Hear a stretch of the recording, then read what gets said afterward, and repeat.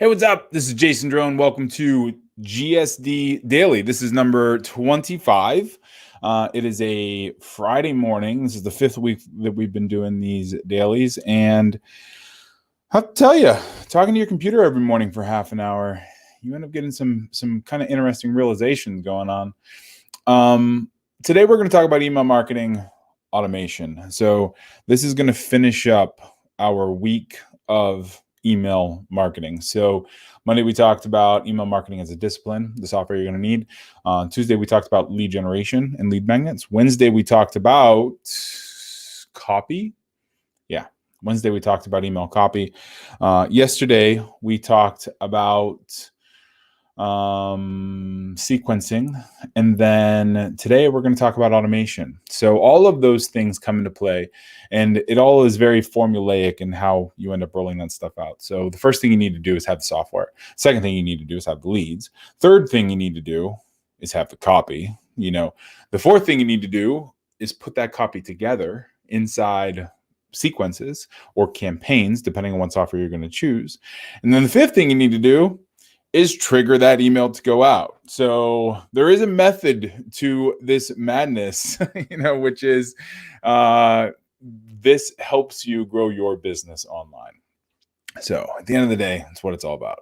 That's why we do what we do. So there are three places that I'm going to kind of take you through today. The first is our CRM software called Access. I'm going to show you how to build how to trigger workflows, trigger campaigns inside Access using that. The second piece, the second place that we're going to go is we're going to go into Ontraport, and I'm going to show you rules-based triggers so that you can start to get some ideas about how to set that up in your business. And then the third place we're going to go is a piece of software called Zapier.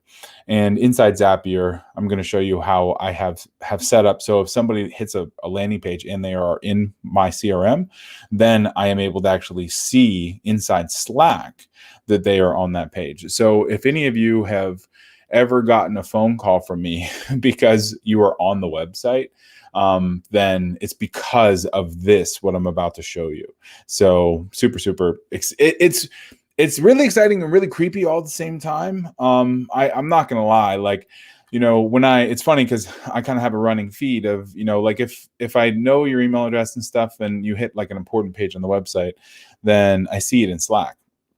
The whole team sees it in Slack. And if it happens a couple times over the course of a couple days, there are times where I'll pick up the phone call and say, hey, look, you keep coming back to the same website. Is there anything I can do to help? And it's creepy to a degree, but we are also a marketing automation company. So at the same time, I'm like, yeah, it's kind of a gray area, but it's kind of what we do. So, in terms of looking at it on a macro level, if you are, you have a high-end physical product, company, you're doing e-commerce sales, and somebody comes back, on Tuesday, and then they come on Wednesday, and then they come on Thursday, and then they come on Friday. They're thinking about that decision. They're thinking about, do you think you should pick up the phone and call them? Absolutely. It would be awesome. And now you have the capability to do that using automation. So there's lots of different ways you can kind of cut it up and stack it up. But I'm going to show you some of the stuff that we do, and then we'll kind of go from there. So the first place that I think we're going to go over into Access. So Access is our CRM. So we built it from scratch, and I'm going to stop sharing this screen, and I'm going to start sharing this window. So you should be able to see, this is Zapier now. So Zapier is the place we're going. So what we're going to do is I'm going to make this bigger, and then, all right. So here, I'll go into Access. So inside Access, I'm just going to kind of walk around Access a little bit and just, show it off a little. So inside Access, this is a fully featured CRM. It's basically, it's an email marketing workflow, email marketing CRM. So it doesn't really do a lot of the high-end kind of sales pipeline stuff, but it does a lot of email marketing, trigger-based marketing, that kind of stuff. So we have our main, dashboard. This is just a test account, but we have a dashboard in a marketplace. Inside the marketplace, you can add different apps. So we can integrate it with Zapier and Twilio. And there's the email copy app, which used to be Scriptly. And then we have the CRM. We have an analytics, which used to be Statly. Then we have the page builder, and we're adding all of our apps into this. And then underneath the CRM piece, then we have our CRM. So this is our main dashboard. If we go down into contacts, though, you see, that we have some contacts in here. And each of those contacts, if we kind of get into a customer record, so we're just going to go here. We're going to kind of go into this customer record. And then we can actually call from right inside the platform and also send a text message from right inside the platform. And that's important for the automation piece, for the email marketing automation. So we have first name, last name, all of the major kind of information. If we have their address, it'll show a map. We can, sort based on company, put them in email automation and tag them, and then add attachments to their account. So, if we have documents or photos or whatever that we want to attach to their account, then we can do that there. Then we have forms, and the forms are all drag and drop. So every record inside the customer record there, you can drag it into like the field of play, and it will add it, it'll stack it up. And then as soon as somebody enters, the information in that form field, then it gets saved to the CRM and then triggers, an automation. So next step is the messages. So there's two different kinds of messages you can send out of Access. You can send text messages. So we can drop a text message in an email marketing or in a marketing automation campaign the same way that we would drop an email in. So somebody opts in, they get a text message and an email at the same shot, or if we want to just send a text message, we can do that. And there's no third-party integrations. It's all just native to the software, because the third-party stuff sucks to set up and it sucks to support. And like there was one time, our client called me and we had his integration set up in Infusionsoft, which is now Keep. And he called me, and it was a Saturday at 9:00. And he's like, "This is super urgent." He's like, I need to send a text message out to my list. And I was like, okay, so sit down and have the text for the text message. And it literally takes me 1 hour and 15 minutes to set up this text message, because it isn't just like selecting people and sending a text message. It is creating a campaign that has a timestamp, that has a text message send through this third-party platform to Twilio, and then add everybody in and sit there and wait to make sure it fires, and then watch it fire, and then it's done. So that's a whole lot of shit for nothing, really. So what we ended up doing was just doing a native integration inside Access for that, So the message center, you have emails, you have texts. Now, where it all comes together, where all the marketing automation comes together, is here in the campaign viewer. So if we're looking at the report fulfillment piece here, we're going to go into the campaign, and now we have entry points, and these are our triggers.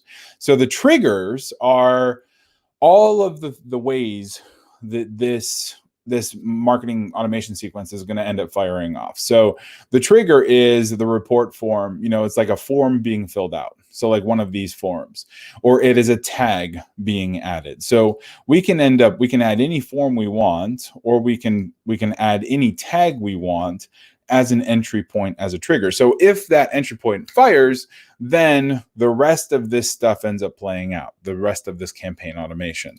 Now, underneath the campaign automation, this is all the stuff that's going to end up happening when these entry points end up firing. So here we have emails. Emails are yellow, and text messages are green. And then we have our delays. So what we do is we stack up emails and text messages, or just emails or just text messages, based on, how often they want to go out. And if we want to drop a delay in here, then we do that. So this delay is going to be for, let's say, 4 hours. Actually, it's going to be 0 days, 4 hours. We hit save, and then so the email is going to go out first, and then the text message is going to go out second. So 4 hours later, and then 24 hours after that, email and text fires at the same time. So that's how you would end up setting automation inside Access. It's really, really powerful when you start getting some pretty complex, complex workflows down. How we end up doing, how we set up all of our clients is, what we'll do is we'll kind of put together like a lead magnet promo sequence, or like a webinar promo sequence, and they go through the webinar promo sequence, and then they complete that sequence, and then they kick over into the webinar replay sequence. So they just bounce from one sequence to another sequence. And how you do that is you can actually drag these tags down at the bottom. So after somebody completes this campaign automation, they then bounce to the next sequence. So it ends up being really nice that way, just from an automation standpoint. So there's a lot of different ways that you can queue up your marketing, your email messages and text messages based on them filling out a form, or a tag being applied to their account. And you can do all that stuff inside Zapier, which means you can integrate a lot of tools together. So anybody have any questions on this side? Because I'm going to flip over into Ontraport and show you something else that's kind of cool, which is URL-based triggers. All right. Looks like we're good. Okay, cool. So this is an Ontraport account. So inside Ontraport is a different CRM. So Ontraport, we still use Ontraport a lot because Ontraport has order forms and Access does not have order forms yet. So you obviously want to trigger something when somebody buys. You want to trigger an onboarding sequence. So, but this is Ontraport. I've been with Ontraport for like 7 or 8 years. Really, really great piece of software. It just does a lot that a lot of our clients don't need, which is why we built Access. So inside Ontraport, I'm underneath our message, our broad, like our message list here. So all of the messages that we have sent, and how I work it is, so I have these sequences that are built, and the sequences are really the exact same thing as these campaigns, not these campaigns, but so a sequence, a campaign, same thing, different day, So I have sequences for anything you can imagine. That's let's see if we go up to like just some of the done for you sequences. Let's see.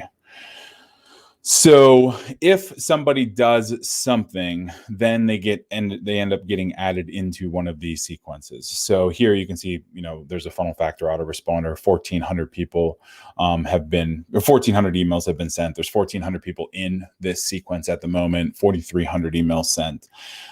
So each of those, ends up, going. There's the fulfillment email, and then there's some promo stuff in there. But the ones I want to talk about specifically are here, this page visit abandonment sequence. So let me see if I can make this any bigger. Does it go bigger? Yeah, it does. Okay, cool. So here we have page visit abandonment. We're going to talk about this one. Yeah, with this page visit abandonment Facebook ads promo. I've reworked this one a couple times, the same with like the sales funnel one.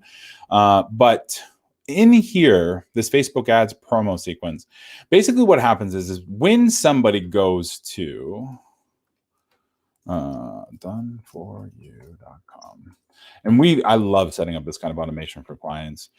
It's just, I don't want to talk about their stuff. So it's not great to talk about them as an example. So especially publicly like this. So not this page. This ad management Facebook advertising ad management page. Basically what happens is whenever somebody goes to this page and we know who they are, they've already opted into a lead magnet, or they have been to the website of CRM or something, then what happens is or they've kind of chatted in here, there's a rule that fires. So if you go down here to rules, well, the rule that fires is this one, Facebook VSL, remove promo sequence. Yep, right here.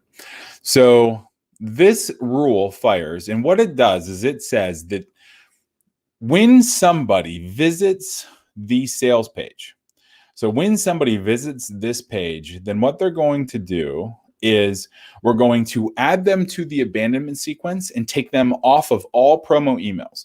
So when contact is added to the page visit abandonment sequence and they are subscribed to the promo sequence, then remove them from the promo sequence. So what that does is it triggers the next step. So when somebody hits this page and they get added to this promo sequence, remove them from the other sequence. So if you think about it like in an if-then sense, if they do this, then this happens. And if they don't, then that thing doesn't happen. So in the same breath, there's another rule that fires at the same time. So let's see. Report's running a little slow today. Facebook ads view automation. This is the other rule that works in conjunction with it. So here we have this trigger. So the contact visits Facebook advertising. So that's right here. So right there, services, Facebook advertising. So contact visits Facebook advertising, or contact visits Facebook advertising FB simple, which is not a split test that is in play anymore. I'm just going to delete it. So I'm always testing different stuff, So if they visit this page and the contact is not subscribed to the abandonment sequence, then subscribe them to the abandonment sequence. So what we're doing there is we don't want to overwrite somebody who's already in the abandonment sequence. We want to, like, if they're already in the abandonment sequence, we don't want to start them back from the beginning. That's why we run this little condition and then we add them, to the abandonment sequence from there. The other thing it does is this kind of segues over into, actually, I did make a change, so I'm going to save this guy. This segues over into Zapier. So check this out. I'm going to log into Zapier, and Zapier has the integration with Slack. So watch. Oops, there it is. So DFY VSL page visits. That's the private folder I'm looking for. Do you guys like this stuff? Are you into it? It gets a little bit complicated. You kind of got to think about it, a little bit more than just a passing thought. I mean, this kind of automation tends to get pretty deep, the marketing automation. So here we go. Facebook ads page visit. So if we look at this Zap, what you're going to find is that so when a tag is added in Ontraport, so the tag is going to be DFY page view, Facebook ads, then we are going to send a message to Slack. And that message is going to be on deck Facebook ads sales page visitor. So, and then the different email or the different information from Ontraport. So what it's doing is when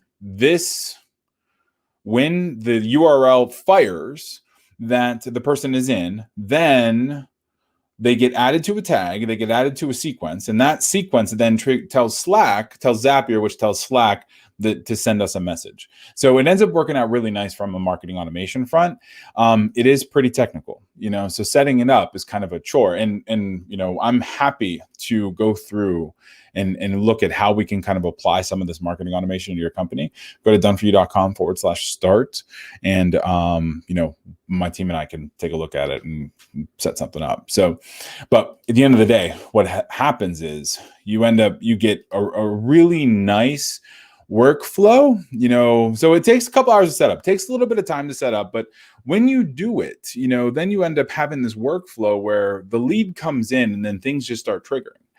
So the lead comes in, they buy something, they don't buy something, then they get sent into, this email sequence or that email sequence based on what they're doing.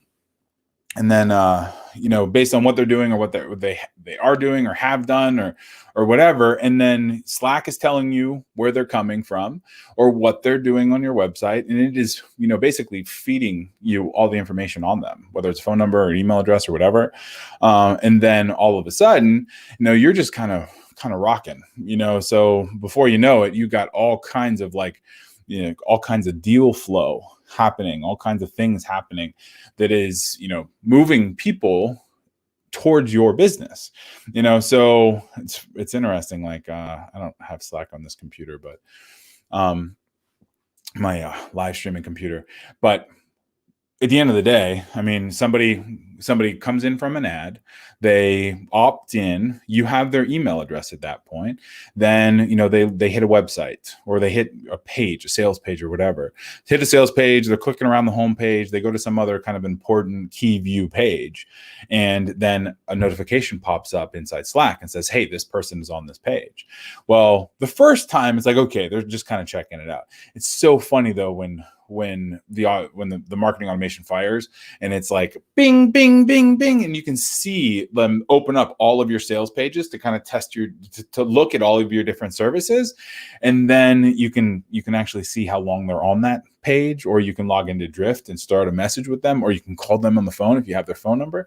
There's so many different ways to do it from an inbound marketing sense that it's like, it just, when it works, it works. It matches everything up, and you're off and running. So that is how you trigger actions based on intent.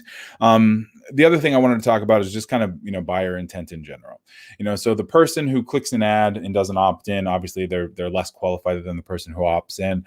The person who opts in and then visits the sales page is more qualified than the person who doesn't.